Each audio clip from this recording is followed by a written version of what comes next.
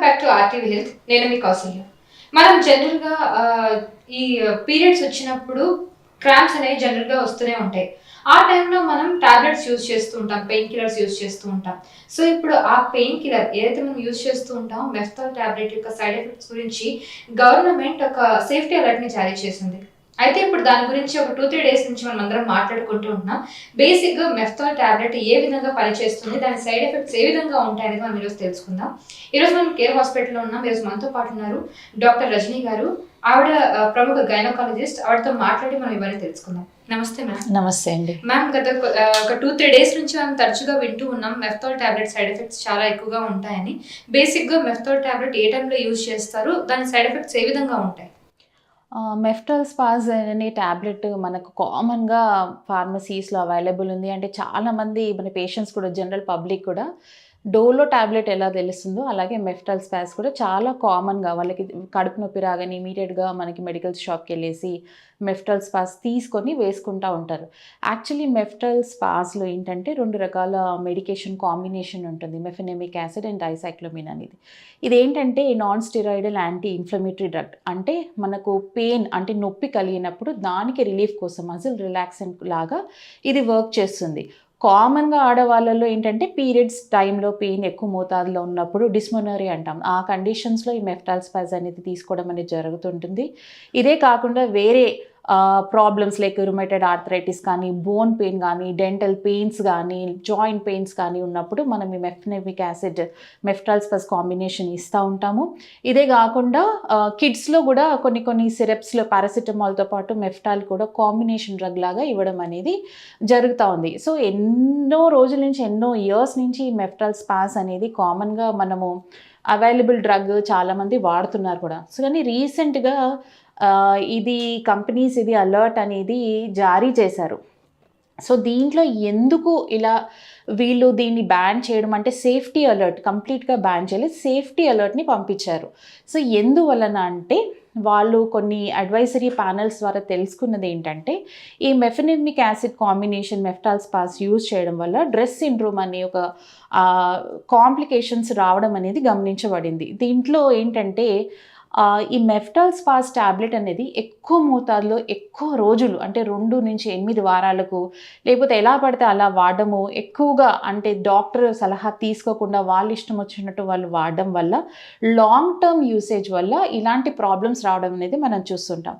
దీంట్లో ఏంటంటే అబ్జర్వ్ చేసింది ఏంటంటే ఇలా లాంగ్ టర్మ్ యూసేజ్ చేయడం వల్ల ర్యాషెస్, స్కిన్ డ్రైనెస్ అవ్వడము, అదే కాకుండా మల్టిపుల్ ఆర్గాన్ ఇన్వాల్వ్మెంట్, ఈయోసినోఫిలియా రావడము, కార్డియోవాస్కులర్ హెల్త్ అంటే హార్ట్ ప్రాబ్లమ్స్ రావడము, రీనల్ ఇష్యూస్ అంటే కిడ్నీ ట్రబుల్స్ రావడం అనేది ఈ long term usage of Meftal spouse చేయడం వల్ల రావడం అనేది జరుగుతున్నందువల్ల ఈ సేఫ్టీ అనేది జారీ పడింది. అంటే ఈ సేఫ్టీ అలర్ట్ అనేది చెప్పేది ఏంటంటే మెఫ్టాల్ స్పాజ్ ట్యాబ్లెట్ ఎలా పడితే అలా వాడకూడదు.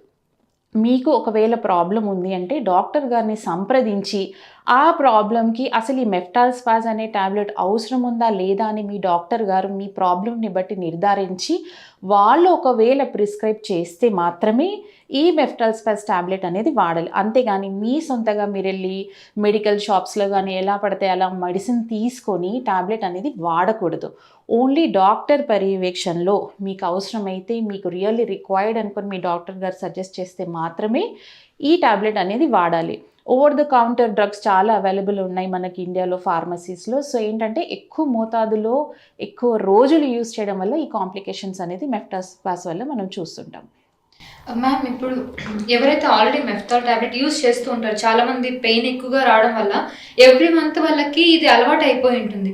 ఇప్పుడు ఈ గైడ్లైన్స్ జారీ చేయడం వల్ల కొంతమంది అలర్ట్ అయ్యే ఛాన్సెస్ కూడా ఉంటాయి. సడన్గా టాబ్లెట్ని మానేయచ్చా? అంటే సైడ్ ఎఫెక్ట్స్ మళ్ళీ అంటే వాళ్ళకి వేరే కాంప్లికేషన్స్ ఏం రాకుండా ఉంటాయా? మెఫ్టాల్ స్పాజ్ ట్యాబ్లెట్ అనేది కంటిన్యూస్గా ఎక్కువ మోతాదులో అంటే 2 to 8 వీక్స్ కన్నా ఎక్కువ వారాలు వాడడం వల్ల ఈ పెయిన్ అంటే ఈ కాంప్లికేషన్స్ రావడం మనం గమనించాం. కొంతమందికి ఆల్రెడీ ఈ పీరియడ్స్ టైంలో ట్యాబ్లెట్ తీసుకోవడం అలవాటు అయిపోయి ఉండొచ్చు. సో ఇప్పుడు సేఫ్టీ అలర్ట్ వచ్చింది కాబట్టి డాక్టర్ని సంప్రదించి ఇంకేదైనా ఏదో ఆల్టర్నేటివ్స్ మెడికేషన్స్ ఏమైనా తీసుకోవడం అనేది బెటర్. ఓకే. జనరల్గా కొంతమందికి తెలియదు మ్యామ్, ఏ స్టమక్ పెయిన్ నార్మల్, ఏ స్టమక్ పెయిన్ అనేది మనం డాక్టర్ దగ్గరికి వెళ్ళాలి అనేది. మెన్స్ట్రల్ టైంలో ఎంతవరకు మనం పెయిన్ని భరించవచ్చు, అది ఎంతవరకు నార్మల్ అవుతుంది? కొంత మోతాదులో పీరియడ్స్ టైంలో పెయిన్ రావడం అనేది చాలా కామన్. అది అసలు పెయిన్ లేకుండా పీరియడ్స్ రావడం అనేది చాలా అరుదు. కానీ కొంతమందిలో ఏంటంటే సివియర్ పెయిన్ అబ్డమిలా, అంటే వాళ్ళు డైలీ యాక్టివిటీస్ అనేది చేయలేకపోవచ్చు. సో చాలా ఎక్కువ మోతాదులో పెయిన్ ఉండడం వల్ల ఇప్పుడు చిన్నపిల్లలు స్కూల్కి లేకపోవచ్చు, అమ్మాయిలు కాలేజ్ లేకపోవచ్చు. సో ఇలా భరించలేని నొప్పి, చాలా సివియర్ పెయిన్ ఉన్నప్పుడు అలాంటి పరిస్థితుల్లో డాక్టర్ని కన్సల్ట్ చేసి దానికి తగిన ట్రీట్మెంట్ తీసుకోవడం అనేది అవసరము. చాలా మైల్డ్ పెయిన్స్, మైల్డ్ డిస్మెనోరియా ఉన్న వాళ్ళకు జనరల్గా హాట్ ప్యాక్స్ థెరపీస్ ఇంట్లో మనం చేసుకోవచ్చు. చిన్న చిన్న యోగాసనాలు కూడా పీరియడ్స్ టైంలో పెయిన్కి చాలా రకాల యోగాసనాలు, ఎక్సర్సైజెస్ అనేవి అవైలబుల్ ఉన్నాయి. సో దాంతో మీరు కన్జర్వేటివ్ మెథడ్స్ అంటే మెడికేషన్స్ లేకుండా కూడా ఇలాంటి పద్ధతుల్లో కూడా ఈ పీరియడ్స్ పెయిన్ని తగ్గించుకోవచ్చు. మ్యామ్, పీరియడ్స్ పెయిన్ అనేది మరి ఇంత సివియర్గా వస్తుంది కదా, దానికి మెయిన్ రీజన్ ఏమై ఉంటుంది? పీరియడ్స్ టైంలో ఎక్కువ సివియర్ పెయిన్ రావడానికి చాలా రకాల కారణాలు ఉంటాయి. దాంట్లో ఏంటంటే ఏదైనా రకాల ఇన్ఫెక్షన్స్, అంటే పిఐడి అంటాం, ఇన్ఫెక్షన్స్ ఉన్నప్పుడు ఇలా సివియర్ పెయిన్ రావడం. కొన్ని కండిషన్స్లో ఎండోమెట్రియోసిస్ అంటాం. ఏంటంటే గర్భసంచి లోపల పొర అనేది ట్యూబ్స్ ద్వారా లోపలికి వెళ్ళేసి డిపాజిట్స్ అయిపోయి ఎండోమెట్రియోసిస్ ఈ మధ్య కాలంలో ఎక్కువ మోతాదులో చూస్తున్నాం ఈ ఎండోమెట్రియోసిస్ సమస్య. బేసికలీ చాలా రకాల స్టడీస్లో ఏం తేలిబడిందంటే ఈ శానిటరీ నాప్కిన్స్ యూసేజ్, అంటే ఆ అమ్మాయిలు, యంగ్స్టర్స్, అడల్ట్ ఏజ్ గ్రూప్ వాళ్ళు శానిటరీ నాప్కిన్స్ చాయిస్ చూస్ చేసుకోవడం అనేది చాలా చాలా ఇంపార్టెంట్. ఈ ప్లాస్టిక్ కవరింగ్ ఉన్న శానిటరీ నాప్కిన్స్ అనేది అవాయిడ్ చేయడం అనేది చాలా ఇంపార్టెంట్. ఎందుకంటే ప్లాస్టిక్ కవరింగ్ కోటింగ్ ఉన్న శానిటరీ నాప్కిన్స్ యూజ్ చేయడం వల్ల కొన్ని రకాల కెమికల్స్, డయాక్సిన్స్ అంటాం, అలాంటి కెమికల్స్ రిలీజ్ అయిపోయి దాని వలన ఈ ఎండోమెట్రియోసిస్ ప్రాబ్లమ్స్ రావడం, దానివల్ల ఫ్యూచర్లో క్యాన్సరస్ చేంజెస్ రావడం అనేది కూడా జరుగుతూ ఉంటుంది. సో ఎక్కువగా cotton made sanitary napkins use చేయడం, లేకపోతే ఆర్గానిక్ శానిటరీ నాప్కిన్స్ వాడడము, రెగ్యులర్గా ఈ శానిటరీ నాప్కిన్స్ పీరియడ్స్ టైంలో డిస్పోజ్ చేయడము, మెన్స్ట్రువల్ హైజీన్ మెయింటైన్ చేయడం వల్ల చాలా వరకు ఈ పిఐడి ఇన్ఫెక్షన్స్ అనేటిని అవాయిడ్ చేయొచ్చు. తద్వారా ఈ పీరియడ్స్ పెయిన్ అనేది కూడా అవాయిడ్ చేయవచ్చు.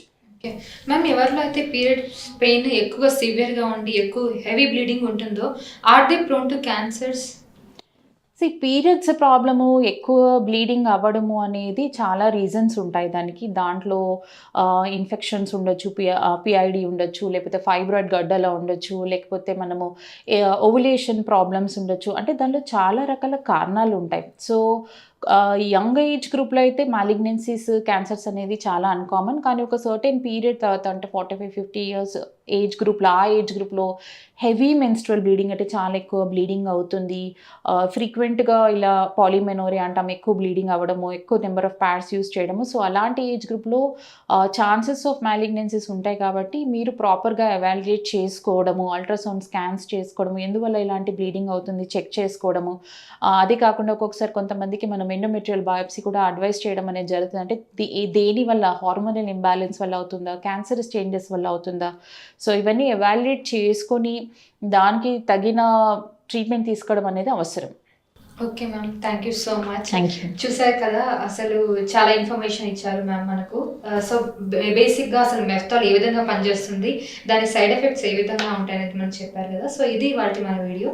మళ్ళీ ఇంకొక వీడియోతో మళ్ళీ ముందుంటాను. Thank you so much. మరిన్ని వీడియోస్ కోసం ఛానల్ ని సబ్స్క్రైబ్ చేయండి, లేటెస్ట్ అప్డేట్స్ కోసం వాట్సాప్ ఛానల్ ని ఫాలో చేయండి, అండ్ లింక్